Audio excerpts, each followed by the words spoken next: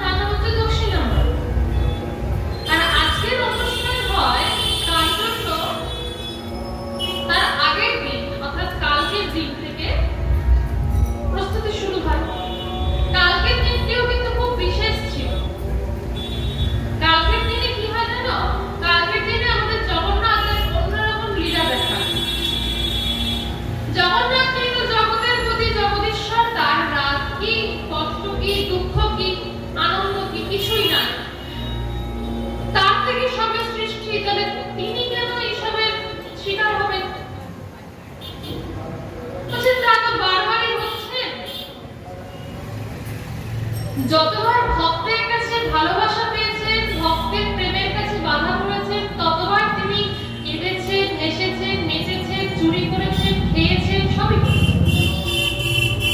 তো তার লীলা দেখে তার ভক্তের সুখ হয়।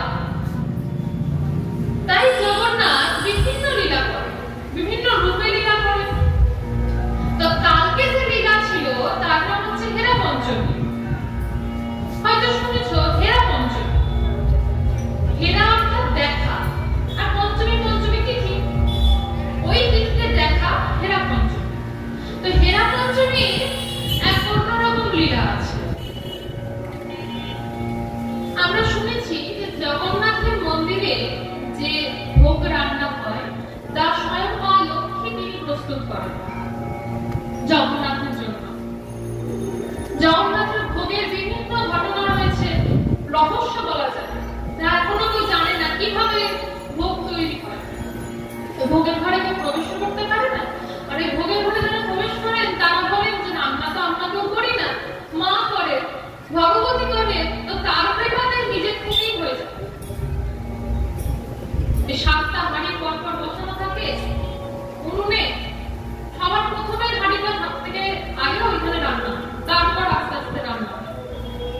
অদ্ভুত ভাবে আমাদের তো বারবার গিয়ে দেখতে হয় যে ফুটলো কিনা, চাল ঠিকঠাক হলো কিনা, বেশি সেদ্ধ হয়ে গেল কিনা, কম হলো কিনা, ওখানে দেখতে হয় না। বসিয়ে দিয়ে চলে আসো, তারপরে নিজের থেকে ঠিকভাবে সঠিক সময় কাজ হবে। ভগবতের কৃপায় নিজের থেকেই হয়ে যায়। মা প্রস্তুত করে। তো এই রথের ঠিক আগেই যে 15 দিন জগন্নাথ তিনি অসুস্থ, বন্ধ থাকে দরজা, পান্ডারাও তখন প্রবেশ করতে পারে না, দৈতাপতিরা সেবা করে।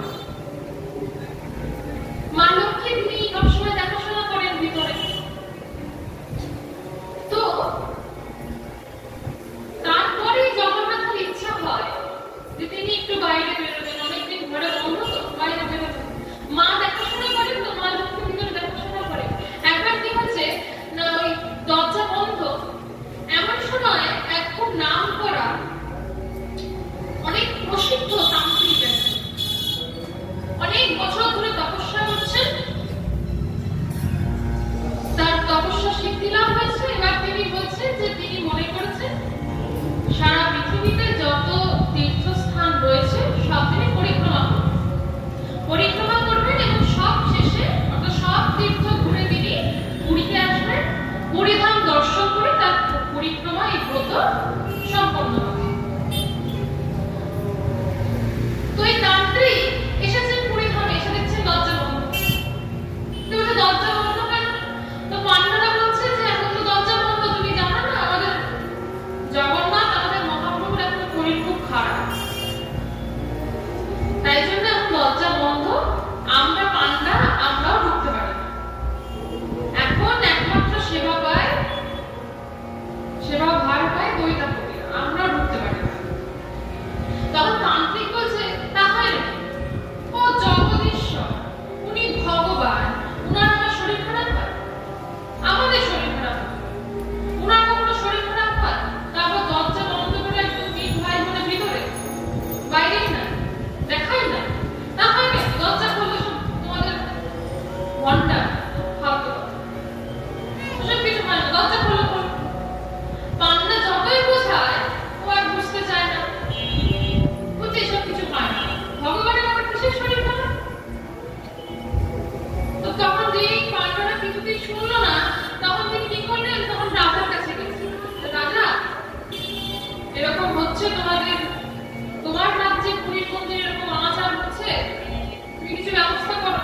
তখন রাজাও হাত জোর করে বলছেন যে সাধু বাবা, এটা তো বহু বছর ধরে লীলা চলে আসছে, এই কাজ বহু বছর ধরে চলে আসছে, সেবা এটাই বন্ধ করতে পারবো না, সকলের বিশ্বাস জড়িয়ে আছে এর মধ্যে। বলছে তোমাকে আমি প্রমাণ করে দেবো যে সবকিছু ভণ্ডামি, তুমি আমার সাথে চলো। রাজা বিশ্বাস করে, কে এসছে তার কথায় আমি জগন্নাথের উপর অবিশ্বাস করবো? কে না কে? বলছে তোমার বিশ্বাস হচ্ছে না তো, ঠিক আছে আমার সাথে বাইরে আসো। আমার শক্তির উপর তোমার বিশ্বাস নাই, বাইরে আসো। ওই তান্ত্রিকের অহংকার নিজের শক্তির উপর, আমার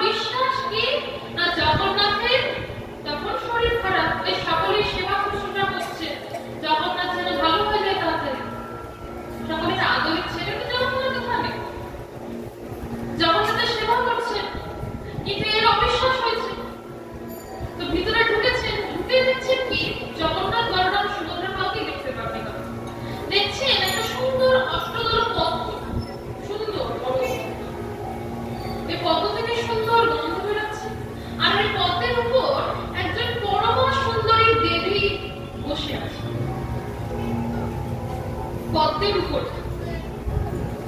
চিনতে পারেননি কেন? না তার চোখে তখন অহংকারের পট্টি বাঁধা, তাই তিনি এত বড় তপস্বী হয়ে সামনে ভগবতীকে দেখে চিনতে পারেন। তিনি গিয়েছেন, কিন্তু তিনি কোন রূপে ছিলেন? ভ্রমরা রূপে। তো এই ফুলের গন্ধ তাকে আকৃষ্ট করেছে। উনি গিয়ে এরকম করতে করতে করতে করতে গিয়ে ফুলের মধ্যে বসেছেন। যেই বসেছেন সঙ্গে সঙ্গে ফুল আস্তে আস্তে বুঝে গেছে। বুঝে গেলেই এবার দেখছেন অন্ধকার হয়ে গেল, ভিতর অন্ধকার হয়ে গেল, থেকে গেল। এবার উনি ভয় পেয়ে গেছেন। কি হলো? বুঝে ফেললেন। এবার বেরোবো কি করে? দম বন্ধ হয়ে আসছে আস্তে আস্তে। কি করবো কি করবো? বেরোনোর চেষ্টা করছে, বেরোনোর চেষ্টা করছে, নিজের মনটা প্রয়োগ করছে, ঠিক আছে? তখন শেষে আর কিছু না পেরে তিনি তখন তার ইষ্টদেবকে ডাকছেন, মাকে ডাকছেন, আর জগন্নাথকে ডাকছেন যে প্রভু জগন্নাথ, তোমার ধাম এসছে প্রভু, তুমি আমায় রক্ষা করো, তুমি আমায় রক্ষা করো। যেইভাবে নিজেকে সম্পূর্ণ তাদেরকে দিয়ে দিলেন যে আমার সম্পূর্ণ ভার তোমার হতো, সঙ্গে সঙ্গে আস্তে আস্তে এই পদ্ম আস্তে আস্তে আস্তে আস্তে খুলে গেল। আর উনি কোনো দিকে না থাকিয়ে বেরোতে পারলে পারছে না, বেরিয়ে গেছে। বেরিয়ে গিয়ে এবার ভাবছে যে পারছে না। তারপরে দেখছেন নিচে ঘোড়া নিয়ে রাজা দাঁড়িয়েছে। এবার রাজাকে কি বলা যায়? রাজার সঙ্গে তো হাঁটতে পারবে না। আবার গেছে কিভাবে? এবার নিজের শরীরকে সূক্ষ্ম দেহ করে নিয়েছে, অর্থাৎ অদৃশ্য হয়ে গেছে, কেউ দেখতে পাচ্ছে না। আর যখন দৈতাপতিরা ওই দরজা খুলে প্রভু সেবার জন্য ভিতরে যাচ্ছে, উনিও অদৃশ্য ভাবে তাদের সাথে ভিতরে ঢুকে। আর দৈতাপতিরাও দেখতে পাচ্ছে না, উনি ঢুকে গেছেন। দৈতাপতিরা ভিতরে চলে গেল, উনি দেখছেন কিছুটা ঢুকে আর ঢুকতে পারছে না, কারণ তার চারিদিকে 8 জন দেবী দাঁড়িয়ে রয়েছে। তার দিকে তাকিয়ে তাকে যেন ঘিরে দাঁড়িয়েছে, তাকে তো কেউ দেখতে পাওয়ার কথা না, কিন্তু 8 জন দেবী তাকে ঘিরে দাঁড়িয়ে তার দিকে তাকে হাসছে। যে মূর্খ, মূর্খ তাচ্ছিল্য করছে, মূর্খ যে অদৃশ্য হয়ে তুই বলছিস সেদিকে জগদীশ্বর, জগৎপতি, যার জ্বর হতে পারে না, এদিকে তার জন্য ধুলা দিয়ে তুই কিন্তু অদৃশ্য হয়ে ঢুকছিস, যার সঙ্গে তুই শক্তিমান বলি তাকেই কিনা তুই এইভাবে খেলা দেখাচ্ছিস। মজা। 8 জন দেবী তাকে ঘিরে হাসছে, মূর্খ তুই। ওই দেখে উনি আর থাকতে না পেরে ছুটে বেরিয়ে চলে এসেছে। বুঝতে পেরেছেন যে তার দোষটা কোথায়। তিনি তার কাছে ভক্তিভাবে না গিয়ে অহংকারের পট্টি বেঁধে তার সামনে গিয়ে দাঁড়িয়েছিলেন, তাই আজকে তাকে প্রভু এইভাবে দেখালেন এবং প্রভু দর্শনও পেলেন। তারপরে তাড়াতাড়ি কি করলেন? বুঝতে পারলেন যে জগন্নাথের মহিমা কি। তারপরে তিনি সম্পূর্ণভাবে পুরী ধামে বসবাস করতে লাগলেন। যে জগদীশ্বর যিনি, তারা জ্বর হয় যদি ভক্তের ইচ্ছা হয়, ভক্ত তাকে ভালোবাসেন, তো ভক্তের ভালোবাসা পেতে তিনি তার ছেলে হন, স্বামী হন, সন্তান হন, বন্ধু হন, ভাই হন। তো মা যখন ভগবতী লক্ষ্মী নিজে রন্ধন করে, সেই রন্ধন প্রভু পান। তো এই যে 15 দিন ব্যাপী তার শরীর খারাপ, একদিন খুব করে স্নান করে, আমি স্নানের পর একবারে 15 দিনের জন্য জ্বর, প্রচন্ড শরীর খারাপ হয়েছে। তো ওই শরীর খারাপের সময় তাদের মন খারাপ থাকে, ভক্তদের দর্শন পান না। তো ওই শেষ হওয়ার পর রথের দিন মা লক্ষ্মীকে বলে যে দেবী,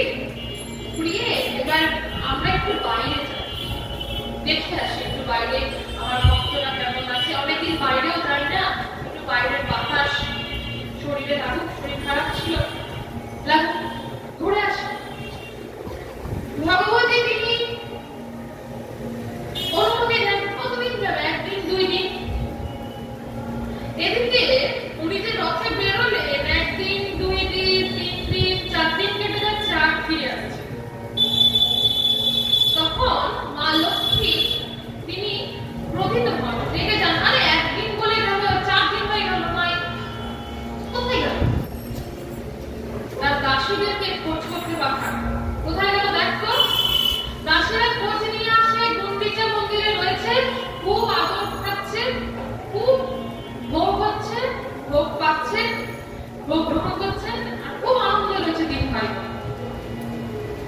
তার ভক্তরা রোজ দর্শন করতে যাচ্ছে, খুব আনন্দ আছে। তখন মা লক্ষ্মী তিনি রাগ করে ক্রোধিত হন, আরে আমাকে একদিন বলে চলে গেল, ওখানে তিনজন মিলে আনন্দ করছে, আমায় নিয়ে গেল না। তখন মা কি করেন জানো, ওই তার দাসীদেরকে বলেন, তাড়াতাড়ি তোরা যুদ্ধ বেশে সজ্জিত হ। যুদ্ধ বেশ মানে কি, একদম হাতে অস্ত্র শস্ত্র নিয়ে তৈরি হ, আমরা এখনই যাব। কার বিরুদ্ধে যুদ্ধ ঘোষণা? জগন্নাথের বিরুদ্ধে। মা লক্ষ্মী তখন ওই তার দাসীদেরকে নিয়ে, কালকে গতকাল যে ছিল পঞ্চমী, ওই পঞ্চমীতে তার দাসীদেরকে নিয়ে গুন্ডিচা মন্দিরের দিকে যান। গুন্ডিচা মন্দিরের দিকে যান, আর সেখানে গিয়ে যত পান্ডারা রয়েছে, তার যে রক্ষক, তার রথের রক্ষকরা তার দাসকে, জগন্নাথের দাসকে তাদেরকে ধরে, সখীদের যে দাসীদের বলে ধরে, সবাই একদম ধরে, গ্রেফতার করে বলতে। তখন মা লক্ষ্মী বলে যে তোদের জন্য আজ জগন্নাথ ফিরছে না, তোদের সেবায় এতই মগ্ন হয়েছে, সে আর ফিরছে না, তাড়াতাড়ি বল কোথায় লুকিয়ে রেখেছিস, তাড়াতাড়ি বল। মা রেগে গেছেন, তখন সঙ্গে সঙ্গে খোঁজ দেওয়া হয়, জগন্নাথের কাছে খোঁজ যায়, খবর যায়, মা এসছেন। জগন্নাথ গুটি গুটি পায়ে আসে মান ভাঙাতে। রেগে গেছেন তো, স্ত্রী রেগে গেছে, মান ভাঙাতে এসেছে, অনেক ভালো করে বুঝিয়ে সুঝিয়ে মান ভাঙান, আজ্ঞানে যে আমরা থাকবো এবং মৃত্যুরাত্রের সময় ফিরে যাব। মা তখন খুশি হন, তারপরে মা আবার ফিরে আসে। এই লীলা এখনো চলে আসছে, গতবার হয়েছে, প্রত্যেক বছর এই লীলা হয়। মা লক্ষ্মী তিনি যান, সেখানে দর্শন হয়, দেখা সাক্ষাৎ হয়। আবার আসবার সময় মা কি করে, ক্ষমা করে দিলেন তাড়াতাড়ি না, আসবার সময় কি করে, জগন্নাথের রথের একটা যে কোনো জায়গা চাকা তিনি ভেঙে দিয়ে চলে আসেন, রথের চাকা ভেঙে দিয়ে চলে আসলো। এই রথে করে এসেছিলেন না, রথে ভেঙে দিলাম, যাও, লেগে গেছে। একে বলা হয় এরা পঞ্চমী। দেখতে যান, খুঁজতে যান, কোথায় আছে জগন্নাথ, কোথায় লুকিয়ে আছে। এরকম বিভিন্ন লীলা জগন্নাথ করে যাতে ভক্তের আনন্দ হয়। বহু ভক্ত সেই সময় দর্শন করতে যায় যখন লক্ষ্মী এবং জগন্নাথ দেবের সাক্ষাৎ হয় গুন্ডিচা মন্দিরে। এই বিভিন্ন লীলা দর্শনে ভক্তরা যান আর প্রভু লীলা করেন। আর আমরা তো জানি প্রভুর অষ্টপ্রহরে, শুনেছি অষ্টপ্রহরে প্রভুর বিভিন্ন ভোগ হয়। জগন্নাথ মন্দিরে, পুরীর মন্দিরের ভোগের কথা সবাই জানে। ওখানকার প্রসাদকে কি বলা হয়? মহামহাপ্রসাদ। আমরা একাদশী বা যে কোনো ব্রতর পরে ওই প্রসাদ গ্রহণ করে ব্রত ভঙ্গ করি। ওই প্রসাদের মাহাত্ম্য বিশাল, যা হয়তো বলেও শেষ করা যাবে। এই প্রসাদ কিভাবে মহাপ্রসাদ হয়? না, প্রথমে জগন্নাথ তিনি, মা লক্ষ্মী প্রথমে সেই প্রসাদ তৈরি করেন, ভোগ তৈরি করেন। সেই ভোগ যখন জগন্নাথ পান, প্রসাদ হয়, সেই প্রসাদ মা বিমলা পান, তারপর তা মহাপ্রসাদ হয়। সেই মহাপ্রসাদ আনন্দবাজারে আসে এবং সেখানে জাত পাত নির্বিশেষে সকলে একসাথে বসে খান। ওখানে কিন্তু কোনো ভেদাভেদ নাই যে এর ছোঁয়া খাবো না, ওর পাশে বসে খাবো না, ওসব করলে চলবে না, করলে অপরাধ হয়ে যাবে, মহা অপরাধ। ওখানে সকলকে একসাথে বসে খেতে হবে, প্রসাদ খেতে হবে, একসাথে বসে প্রসাদ খেতে হবে। আর জগন্নাথের প্রসাদের স্বাদই আলাদা। ওই প্রসাদ যে পেয়েছে সে জানে ওই প্রসাদের মতো আর কোনো প্রসাদ হয়। বিশেষ করে যারা পুরীতে গেছো, এখন পাওয়া যায় কিনা জানি না, জগন্নাথের সকালে ওই বাল্যভোগে এক প্রসাদ হতো, পান্তা ভাত যাকে বলে। ওই পান্তা ভাতের স্বাদই আলাদা। পান্তা ভাতের স্বাদই আলাদা। জগন্নাথ এই যে প্রসাদ, এই ভোগ গ্রহণ করেন, তার মধ্যে তার একটি প্রিয় ভোগ হচ্ছে পান। খাওয়ার পরে সবাই খায় না, মুখ শুদ্ধি হিসাবে পান। জগন্নাথ পান খুব ভালোবাসেন। এই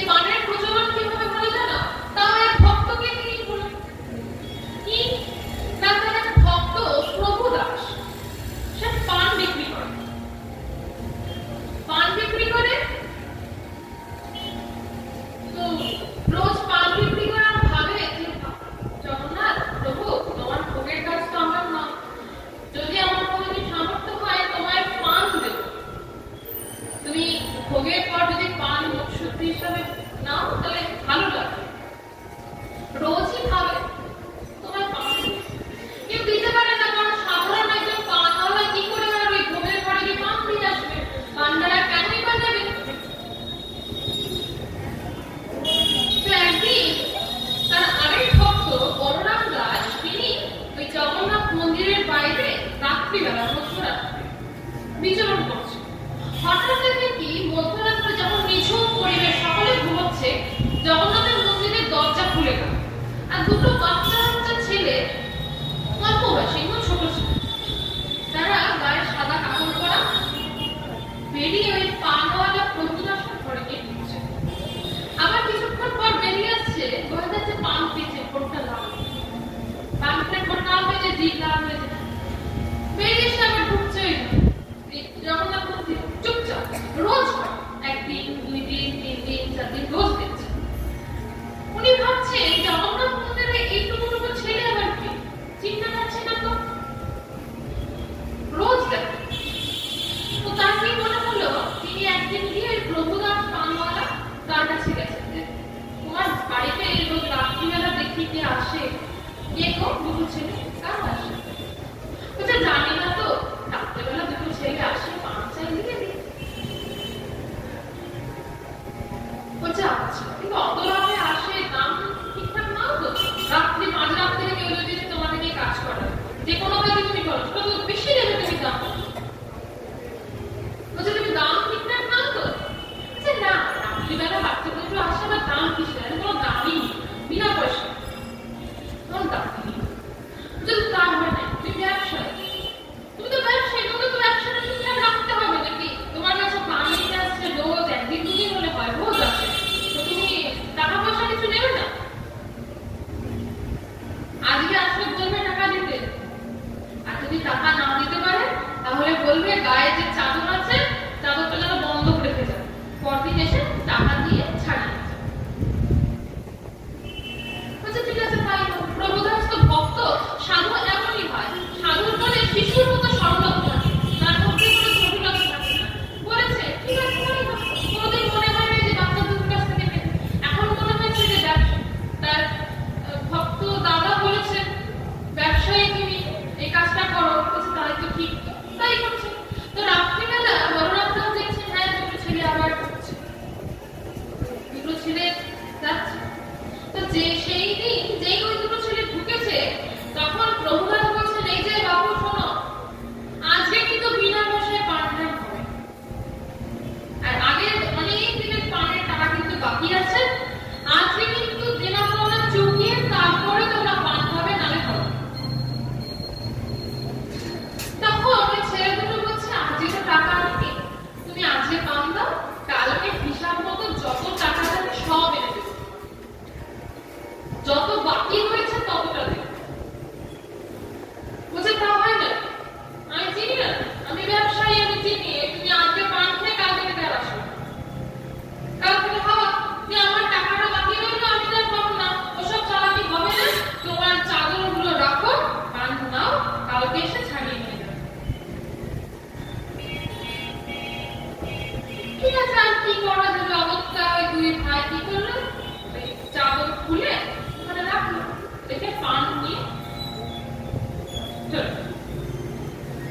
এবার পরদিন সকালে যখন পান্ডারা এসে দরজা খুলেছে পুরী মন্দিরের দরজা খুলে দেখে কি রাত্রিবেলা যে বসত করে তাদের সাজানো দেওয়া হয়েছিল, জগন্নাথ বলরামের মাথায় যে কাপড় ছিল, কাপড় নাই। কাপড় কোথায় গেল, বস্ত্র কোথায়, জগন্নাথের বলরামের বস্ত্র কোথায়, খুঁজছে, কোথাও নাই, কোথাও নাই। বলছে কেউ যদি চুরিও করে থাকে, এত গয়না পরানো, গয়না চুরি করলো না, শুধু বস্ত্র চুরি করলো, এখন কেমন চোর? কোথায় গেল বস্ত্র, কোথায় বস্ত্র, কোথায়? খুঁজে বেড়ানো হচ্ছে, কোথাও পাওয়া যাচ্ছে না। বলরাম দাস যে শুনলে গিয়ে দেখলেন হ্যাঁ সত্যি বস্ত্র তো নাই, তখন তিনি কাউকে কিছু না বলে আগে গেছেন প্রভুদাসের ঘরে গিয়ে দেখছেন হ্যাঁ বস্ত্র দুটো ভাঁজ করে রাখা হয়েছে। তখন প্রভুদাসকে জিজ্ঞেস করছিল কি প্রভুদাস, এই বস্ত্রগুলো কোথায় পেলে? বলছে ওই কালকে দুটো ছেলে তোমার কথা অনুযায়ী বস্ত্র দিয়ে। সঙ্গে সঙ্গে বলরাম দাস কি করলে রাধার কাছে গেলেন, রাধার কাছে গিয়ে বললেন যে এই খবর যে প্রভুর পান খাওয়ার ইচ্ছা হয়েছে, তাই তিনি এই লীলার মাধ্যমে বোঝালেন যে আমাকে পান দেবে।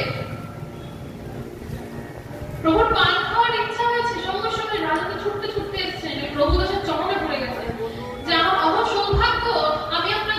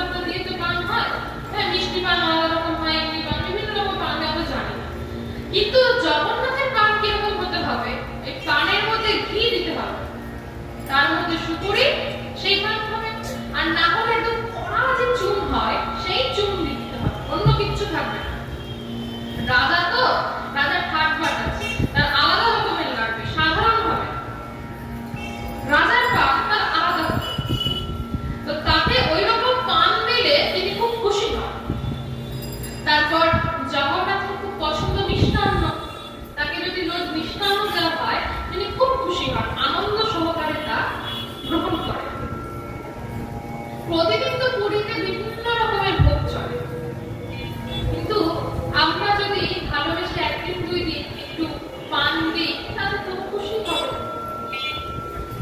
নিজের ভালোবাসা দেখো, প্রভু প্রসাদ বলে আমরা শুনেছি না, প্রসাদ কি? প্রভুর কৃপা, তার করুণা তার মধ্যে দিয়ে আসে। তো সেই প্রসাদ আমরা যখন পাবো, প্রভু খুশি হয়েছে, তারপর সেই প্রসাদ যখন আমরা পাবো তাতে প্রভুর করুণা আমাদের মধ্যে বর্ষিত হবে। প্রভুর এরকম বহু লীলা রয়েছে, বহু লীলা কথা রয়েছে। তার লীলা কথা শ্রবণও তার কৃপা। এবং বলা হয় কি, সাধু মুখে হরিকথা শুনতে, ভক্ত মুখে হরিকথা শুনতে। তো এরপর আমি তো কিছু জানি না, প্রভু যা বলার তার ইচ্ছা হলো, যতটুকু কিঞ্চিত যা তার মনে হলো এই মুখ দিয়ে অধমের মধ্যে বলানো যায় তা বলালেন।